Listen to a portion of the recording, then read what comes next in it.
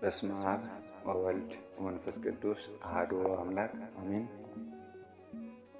ወንጌል ዘግጻዌ ዘኦርቶዶክስ ዘወርሃ ግንቦት 18 የሉቃስ ወንጌል ምዕራፍ 19 ከቁጥር 11 እስከ ፍጻሜ።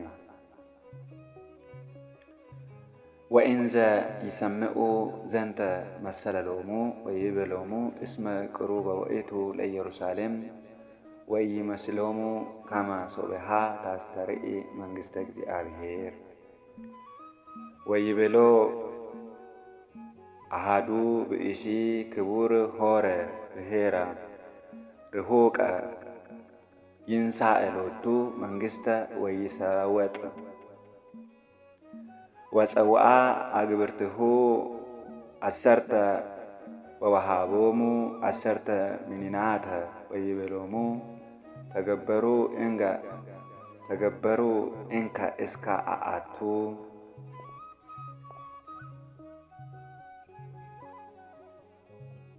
እነርሱም ይህን ሲሰሙ ወደ ኢየሩሳሌም መቅረቡ ስለሆነ የእግዚአብሔርን መንግሥት ፈጥኖ ሲገለጥ እንዳለው ስለመሰላቸው ምሳሌ ጭምር ተናገረ።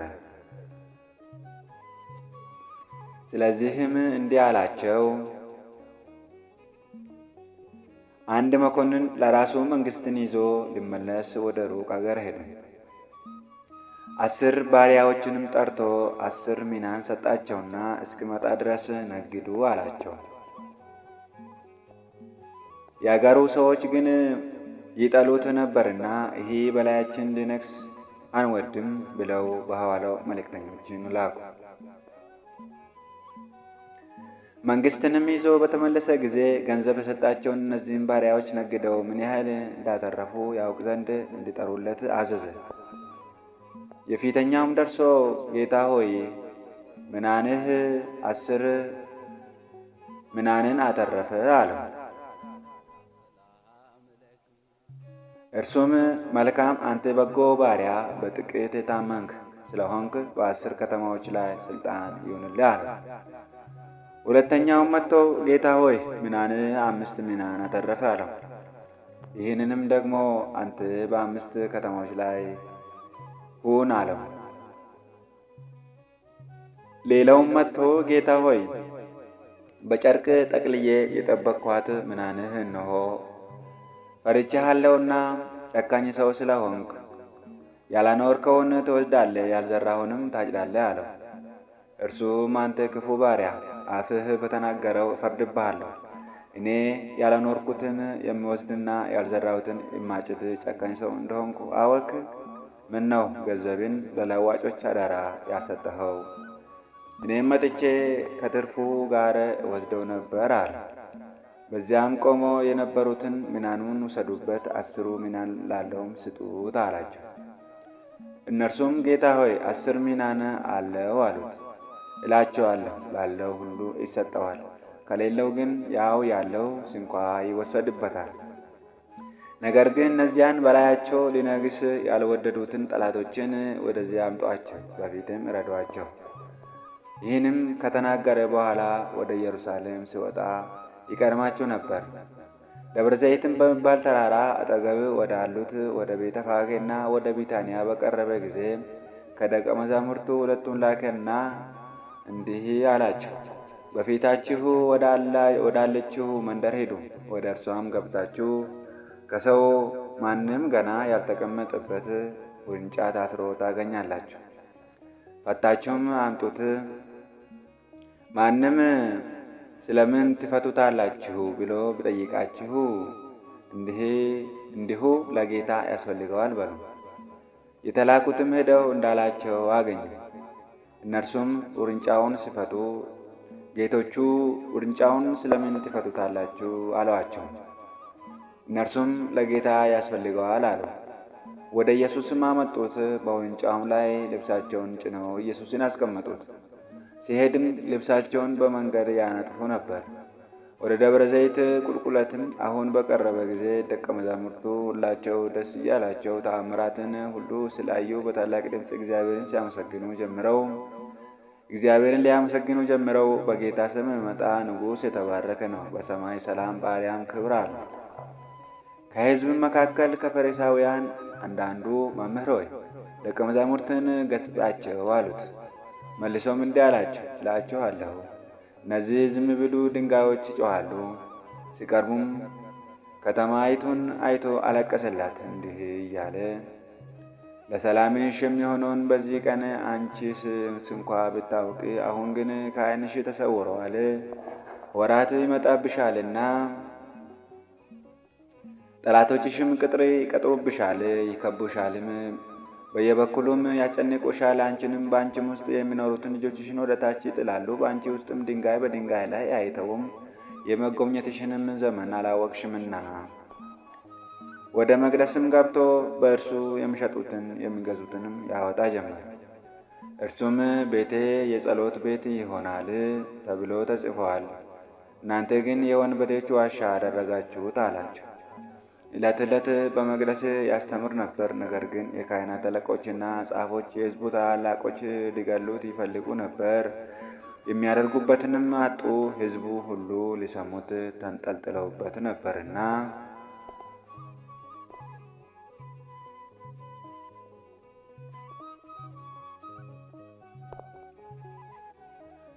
ወንጌላ ሉቃስ boqonnaa 19 lakkoofsa 11 amma dhumaatti. Kana yeroo dhagahanitti fakkeenya fakkeessee isaanitti gara Yerusaalemitti dhiyaatee waan tureef, isaanis mootummaan Waaqayyoo battaluma sanatti kan mul'atu isaanitti fakkaatee tureeti.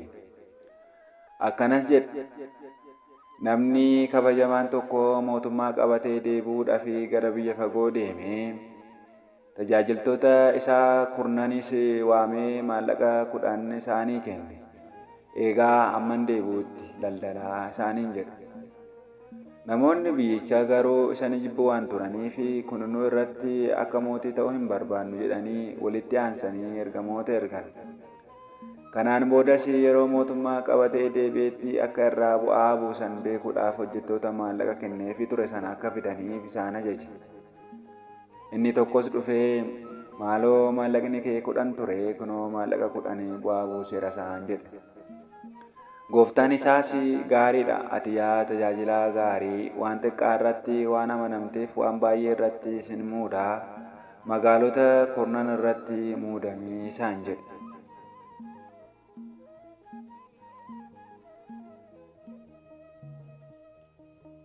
Inni lammaffaanis dhufee, maaloo maallaqni kee 5 ture, 5 bu'aa buuseera isaan jedhe.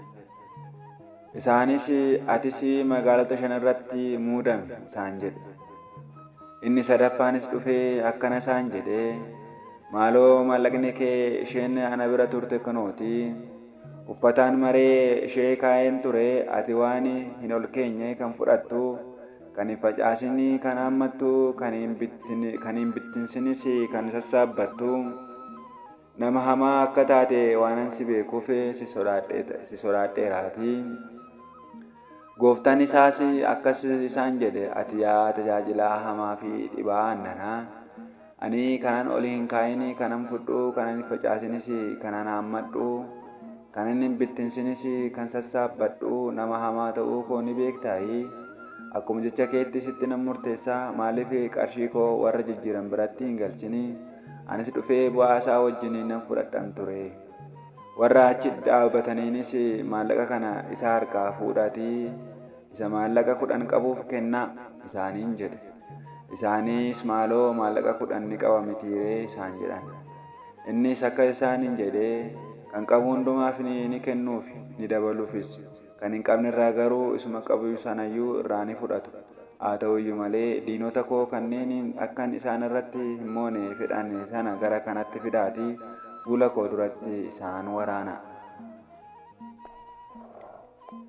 Kanas dubbatee gara fuulduraatti deeme, gara Yerusaalemittis ba'e. Gara tulluu Ejersaa jedhamu cinaatti kan argaman gara Beetfaagee fi gara Biitaaniyaa yeroo dhiyaatetti, bartoota isaa keessaa 2 ergee akkasis isaaniin jedhee, gara mandara fuuldura keessan jirtutti deemaa, seentaniis bukurii harree namni irra hin teenye hidhamtee ni argattu hiikatii anaaf fidaa.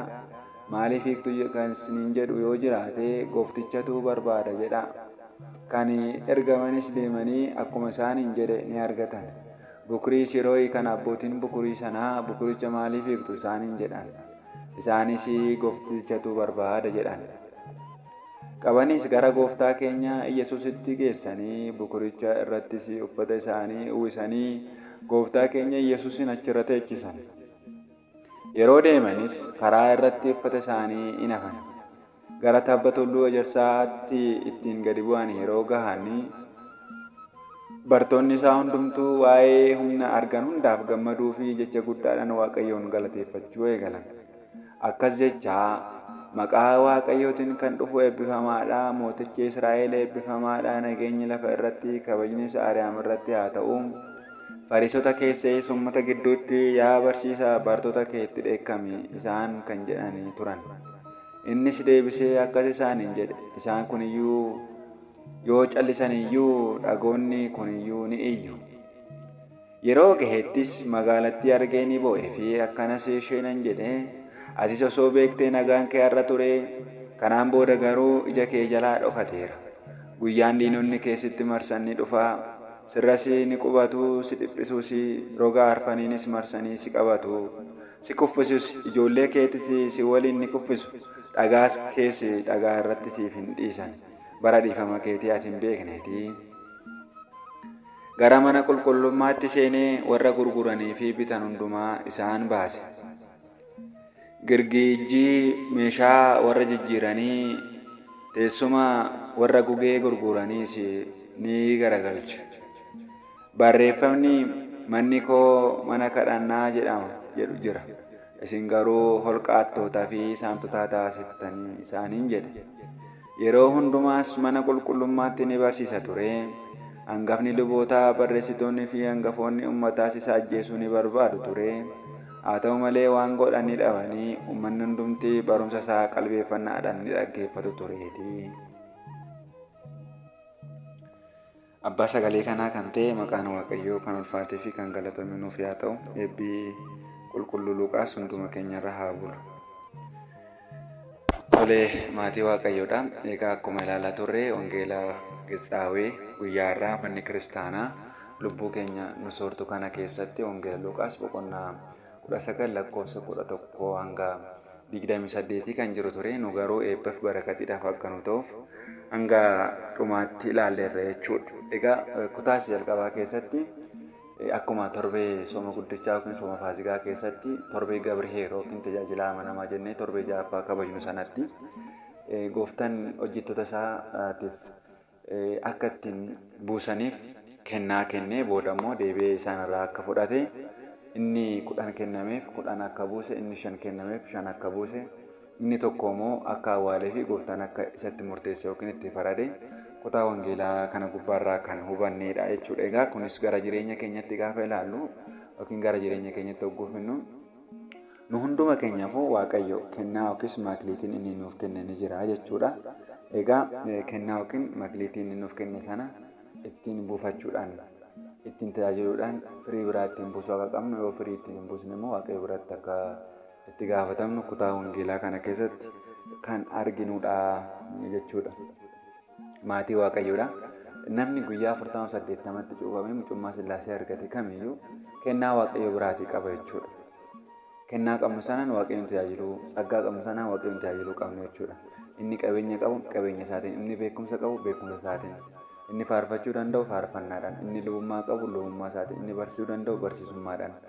Kennaa Waaqni isaa kenne kamiinuu Waaqayyoon tajaajiluun ni danda'ama jechuudha.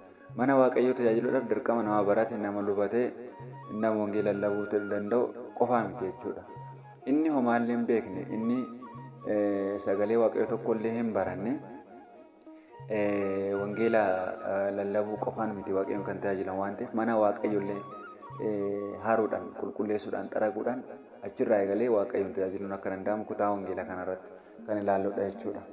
Egaa itti aansee immoo inni jiru gooftaan keenya Yesuus Kiristoos guyyaa Hoosaa'inaadhaa akkuma kabajan gara Yerusaalemitti ooluu gurguruu harree gubbaarra taa'ee gara Yerusaalemiin akka deemee ilaaleerra. Kunis gara of qa'ummaa gooftaa keenya Yesuus Kiristoos kan agarsiisudha. Lammaffaa bukarrii hidhamtee turte fidaa jechuunsaa sanyii Addaam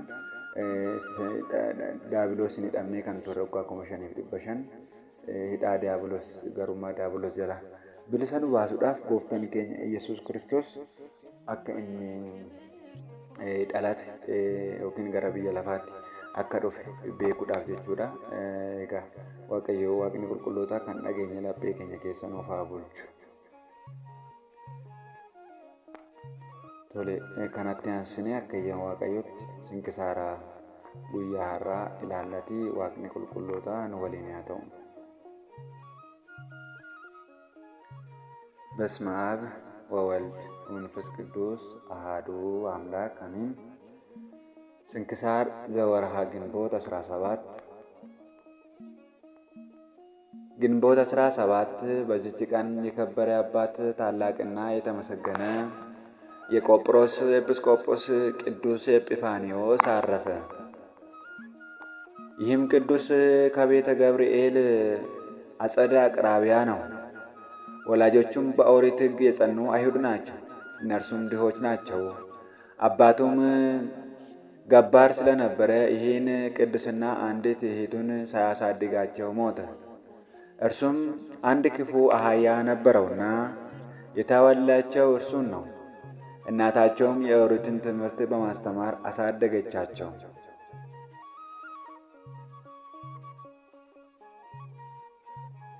እናቱም አህያውን እንዲሸጠውና ከእርሱም እንዲያርፍ በሽያጩም እንዲረዳ ኤጲፋንዮስን መከረችው። ሊሸጠውም ከአህያው ጋር ሲጓዝ አንድ ክርስቲያን ጻድቅ ሰው ስሙ ጲላታዎስ የሚባል ተገናኘው። ያንን አህያ ሊገዛ ወዶ ከኤጲፋንዮስ ጋር ቆሞ ሲነጋገር ያን ጊዜ አህያው ኤጲፋንዮስን ኩላሊቱን ረገጠው። በምድር ላይ ወድቆ ለመሞት ደረሰ። አባ ጲላታዎስም በመስቀል ምልክት ኩላሊቱ ላይ በስመ አብ ወወልድ ወመንፈስ ቅዱስ አሐዱ አምላክ ብሎ አማተበ። ቅዱስ ኤጲፋንዮስም ያን ጊዜ ከሕማሙ ድኖ ተነሳ። ከቶ ምንም ሕመም እንዳልነካ ሆነ። ከዚህ በኋላም አባ ጲላታዎስም በዚያ ክፉ አህያ ላይ እንዲህ ብሎ ጮኸ። ስለኛ በተሰቀለው በጌታችን ኢየሱስ ክርስቶስ ስም ትሞት ዘንድ ይገባል። ወዲያውኑ ያ አህያ ወድቆ ሞተ። ቅዱስ ኤጲፋንዮስም እሊህን ሁለት ተአምራት አይቶ በስሙ ተአምራት የምታደርግበት የተሰቀለ ኢየሱስ ክርስቶስ ማን ነው ብሎ አባ ጲላታዎስን ጠየቀው። እርሱም እንዲህ ብሎ መለሰለት። የክብር ባለቤት የእግዚአብሔር ልጅ ኢየሱስ ክርስቶስ በኢየሩሳሌም አይሁድ የሰቀሉት ነው አለው። ይህም ነገር በቅዱስ ኤጲፋንዮስ ልብ ተቀረጸ። በዚያም ወራት አንድ ባለጠጋ አይሁዳዊ ነበረ። ኤጲፋንዮስን ወሰደው፣ የኦሪትንም ሕግ በማስተማር አሳደገው። የሚሞትበትንም በቀረበ ጊዜ ልጅ ስለሌለው ጥሪቱን ሁሉ አወረሰው። የኦሪትንም ሕግ ትምህርት ሁሉ ተማረ። በአንዲት ዕለትም ስሙ ሉኪያኖስ ከሚባል መነኮስ ጋር ተገናኘ። እርሱም የተማረና የእግዚአብሔር ጸጋ ያደረበት ነው። ከእርሱ ጋር ተጓዘ። ሁለቱም በአንድነት ሲጓዙ ድሃ ሰው አገኛቸውና ምጽዋትን እንዲሰጠው ያንን መነኮስ ለመነው። ገንዘብም ስለሌለው የሚለብሰውን የፀጉር አጽፍ አውልቆ ለድሃው ሰጠው። በዚያን ጊዜ ለዚያ መነኮስ የብርሃን ልብስ ከሰማይ ሲወርድለት ኤጲፋንዮስ አየ። ስለዚህም ድንቅ ተአምር አደነቀ። ከመነኮስ እግር በታች ሰግዶ አንተ ማነ? ሃይማኖትስ ምንድን ነው ብለው ጠየቀው። እርሱም ክርስቲያን እንደሆነ ነገረው። ደግሞ ክርስቲያን እንዲያደርገው ለመነው። መነኩሴውም ኤጲፋንዮስን ወስዶ ወደ አንድ ኤጲስቆጶስ አደረሰው። እርሱም የክርስቲያንን ትምህርት ሥርዓቷንም አስተማረው።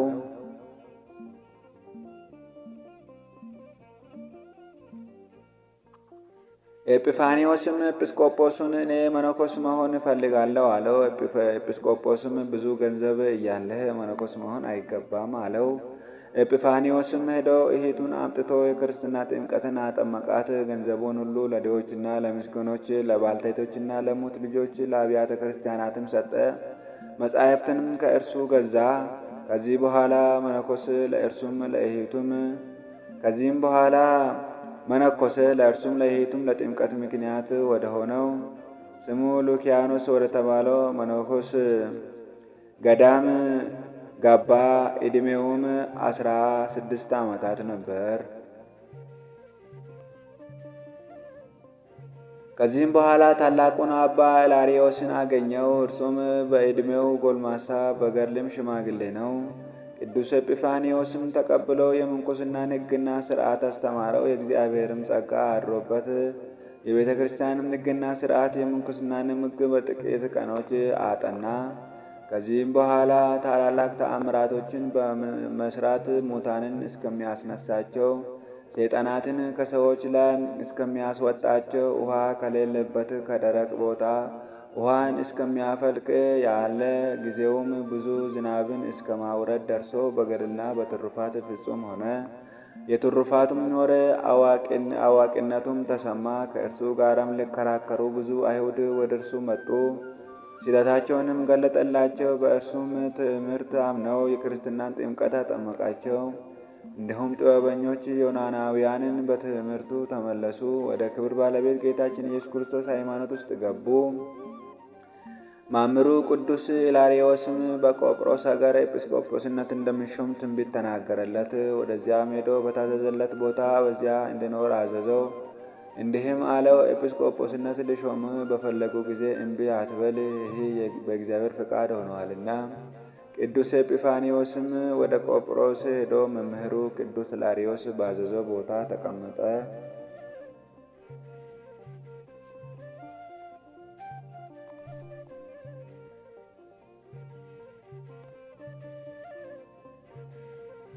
የቆጵሮስ ደሴት ኤጲስቆጶስም ባረፈ ጊዜ በዚያን ሰሞን ቅዱስ ኤጲፋንዮስ ምግቡን ሊገዛ ወደ ገበያ ገባ። ከእርሱም ጋር 2 መነኮሳት አሉ። ደግሞም በዚያች ገዳም ጻድቅ የሆነ ሽማግሌ ኤጲስቆጶስ ነበረ። ለእርሱም የክብር ባለቤት ጌታችን ኢየሱስ ክርስቶስ እንዲህ ብሎ ነገረው። ወደ ገበያ ሂድ፣ በእጁም 2 የወይን ዘለላ የያዘ መነኮስ ታገኛለህ። ከእርሱም ጋራም 2 መነኮሳት አሉ። ስሙንም ጠይቀው፣ ስሜ ኤጲፋንዮስ ነው ይልሃል። እርሱን ያዝ፣ በእጁ ያለውንም አስጥለህ ከአንተ ጋር አምጠው። ያ ኤጲስቆጶስም የክብር ባለቤት ጌታችን እንዳዘዘው አደረገ። ባመለከተውን ቦታ አግኝቶ ይዞ ወደ ቤተ ክርስቲያን ወስዶ ዱቅና ሾመው። በሦስተኛውም ቀን ኤጲስቆጶስነት ሾሙት። ከዚህም በኋላ ሽማግሌው ኤጲስቆጶስ የኤጲፋንዮስን ልብ ደስ ለማሳኘት ሽቶ ስለ ኤጲፋንዮስ ያየውን ራእይ ለሕዝቡ ገለጠላቸው። ስለ እርሱም ታላቅ ደስታ ሆነላቸው። ይህም ቅዱስ እግዚአብሔር በሚወድለት በሹመቱ ሆኖ በበጎ ሥራ ላይ ጸና። ጥቅም ያላቸውን ብዙ ድርሳኖችን ደረሰ። ርኅራኄ ስለሌለው ሰው በሚሰማ ጊዜ ተመልሶ ቸር እስከሚሆን ድረስ ሁልጊዜ ይገሥጸዋል፣ ይመክረዋል። በኢየሩሳሌም ኤጲስቆጶስ በአባ ዮሐንስ ላይ ምክንያት ፈጠረ። ስለ እርሱ ርኅራኄ እንደሌለው በሰማ ጊዜ ከወርቅ የተሠሩ የማዕዱ ዕቃዎች የሚመገብባቸውን በውሰት ወሰደ። እነርሱም ወርቅና ብር ናቸው። ቅዱስ ኤጲፋንዮስም ሸጣቸውና ለድሆችና ለምስኪኖች መጸወታቸው። አባ ዮሐንስም እንዲመልስለት ባሻ ጊዜ ምን አልሰጠውም። በክብር ባለቤት ጌታ መቃብር ቤተ ክርስቲያን ውስጥ ቅዱስ ኤጲፋንዮስን የልብሱን ጫፍ ስጠኝ ብሎ ያዘው። ቅዱስ ኤጲፋንዮስም ወደ እግዚአብሔር ጸለየ። አባ ዮሐንስም ዓይኖቹ ያን ጊዜ ታወሩ። ከዚህ በኋላም ይምረው ዘንድ በብዙ ለቅሶ ወደ እርሱ ፈጽሞ ማለደ። ዓይኖቹንም ይገልጥለት ዘንድ ለመነው። ሁለተኛም ቅዱስ ኤጲፋንዮስ ጸለየ። አንድ ዓይኑንም ገለጠለት። የማዕዱንም ዕቃዎች ሽጦ ለድሆችና ለምስኪኖች እንደሰጣቸው ነገረው። ስለ ዮሐንስም አፈወርቅ መሻርና መሰደድ ወደ እርሷ መጥቶ ይረዳ ዘንድ አውዶክስያ ንግሥት ጽፋ ወደ እርሱ በላከች ጊዜ ሊያስታርቃቸውና በመካከላቸው ሰላምን ሊያደርግ ሽቶ ወደ ቁስጥንጥንያ ሄደ። ነገር ግን ቅዱስ ኤጲፋንዮስን አልሰማቸውም። ዮሐንስን ከሹመቱ ካልሻርከው፣ ይህ ካልሆነ አብያተ ክርስቲያናትን እዘጋለሁ፣ የጣዖታትንም ቤቶች ይከፍታለሁ አለችው። ቅዱስ ኤጲፋንዮስም እያዘነ ከእርሷ ዘንድ ወጣ። ምን እንደሚያደርግ ያስብና ይጨነቅ ነበር። የንግሥት ባሮቿ ግን እነሆ ቅዱስ ኤጲፋንዮስ ዮሐንስ አፈወርቅ ከሹመቱ ሻረው እያሉ በቆስጠንጥንያ ከተማ በሐሰት አወሩ። ቅዱስ ዮሐንስም ይህን ወሬ በሰማ ጊዜ ወደ ኤጲፋንዮስ እንዲህ ስላከ፣ ለምን ያለ ፍርድ በእኔ ላይ ይህን አደረክ? አንተ ወደ መንበረ ስመት እንደማትደርስ እወቅ። ኤጲፋንዮስም ለመልእክቱ መልስ እንዲህ ስል ጻፈ። ስለ አንተ ምንም የጻፍኩትና ከንግሥት ጋር የተስማማሁት ነገር የለም። አንተም ከስደት እንደማትመለስ እወቅ። ከዚህም በኋላ ወደ መንበረ ስመቱ ሊሄድ ሽቶ ከቁስጥንጥንያ ወጥቶ በመርከብ ተሳፈረ። እግዚአብሔር የዮሐንስን ጽድቅ ሊገልጽ ከመንበረ ሲመቱ ሳይደርስ ቅዱስ ኤጲፋንዮስ በመርከብ ውስጥ አረፈ። እንዲሁም የቅዱስ ኤጲፋንዮስ ክብር እንዲገለጥ ቅዱስ ዮሐንስ በተሰደደበት አረፈ። የከበረ ኤጲፋንዮስም የሚያርፍበትን ጊዜ አውቆ ተነስቶ ጸለየ። ለደቀ መዛሙርቱም እነርሱ ኤጲስቆጶስ እንደሆኑ ነገራቸው። በሰላምታም ተሰናበቷቸው። ከዚህ በኋላ በሰላም አረፈ። ለእግዚአብሔር ምስጋና ይሁን፣ እኛንም በጸሎቱ ይማረን፣ በረከቱም ከሁላችን ሕዝበ ክርስቲያን ጋር ጸንታ ትኑር ለዘላለሙ አሚን።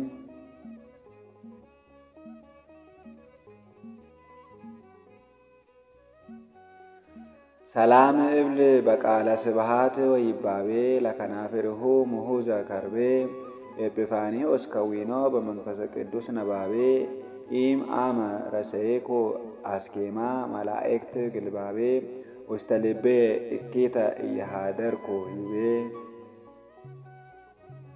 ሰላም ለአባ ሉኪያኖስ ኤጲፋንዮስ ዘዴጋኖ ሕጋ አበዊሁ መንኖ ሶበ ነጸረ ገሃደ ኢማበልዑል አምላከ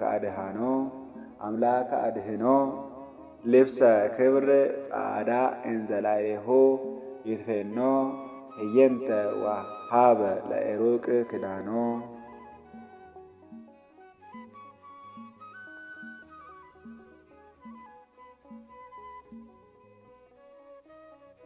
ግንቦት 17 ቀን የሚከበሩ ዓመታዊ የቅዱሳን በዓላት፦ ቅዱስ ኤጲፋንዮስ ሊቅ ዘደሴተ ቆጵሮስ፣ ቅዱስ ኢላሪዮን ገዳማዊ፣ ቅዱስ አባ ሉኪያኖስ ጻድቅ፣ ቅዱስ ፊላታዎስ ክርስቲያናዊ። ወርኃዊ የቅዱሳን በዓላት፦ ቅዱስ እስጢፋኖስ ሊቀ ዲያቆናት፣ ቀዳሜ ሰማዕት ቅዱስ ያዕቆብ ሐዋርያ ወልደ ዘብዴዎስ፣ ቅዱሳን አበው መክሲሞስና ዶማታዎስ፣ አባ ገሪማ ዘመደራ፣ አባ ጳላሞን ፈላሲ፣ አባ ለትጹን የዋህ።